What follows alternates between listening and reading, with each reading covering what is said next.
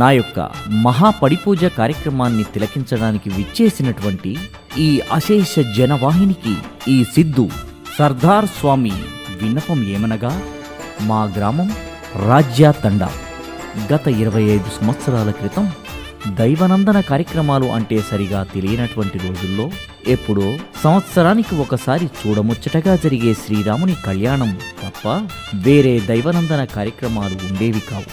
ఆ కార్యక్రమానికి జరగవలసిన ప్రదేశం ఉంది, కానీ ఆలయ నిర్మాణం లేని ఊరు మాది.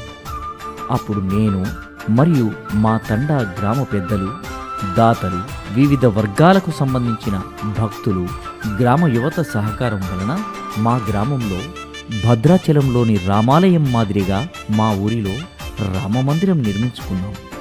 అంతేకాకుండా అదే తండా ప్రజల సహకారంతో గ్రామంలో గ్రామదేవత అయిన ముత్యాలమ్మ మరియు బొడ్రాయి నిర్మాణాన్ని అంగరంగ వైభవంగా నిర్మించి మేళ తాళాలతో, సన్నాయి డప్పులతో, సకల దేవతల ఆశీర్వాదంతో ఊరిని కాపాడే తల్లిని ప్రతిష్ఠ చేయడం జరిగింది.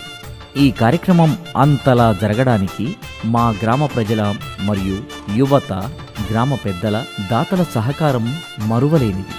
వీరు ఇచ్చిన రెట్టింపు ఉత్సాహంతో మాల వేసుకున్న భక్తుల సహకారం మా గ్రామంలో పాఠశాల ముందున్న ప్రదేశంలో అయ్యప్ప స్వాముల అందరినీ కలుపుకొని ఒక ట్రస్ట్ ఏర్పాటు చేయడం జరిగినది.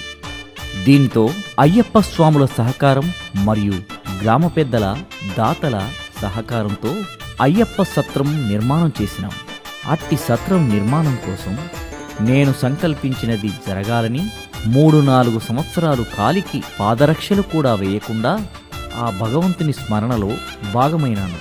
ఆ సత్ర నిర్మాణం తుది దశకు చేరడం మరియు నా యొక్క 18వ పడి కావడం నాకు ఎంతో సంతోషాన్ని కలిగిస్తుంది. ఇలాంటి ఎన్నో కార్యక్రమాలు చేయుటకు సహకరించిన మా గ్రామ ప్రజలందరికీ, మాతో చేపించిన మా ఊరి రామయ్యకు నా తరపున మరియు మా గ్రామ పెద్దల తరపున శుభాకాంక్షలు తెలియజేయుటకు సంతోషిస్తున్నాను.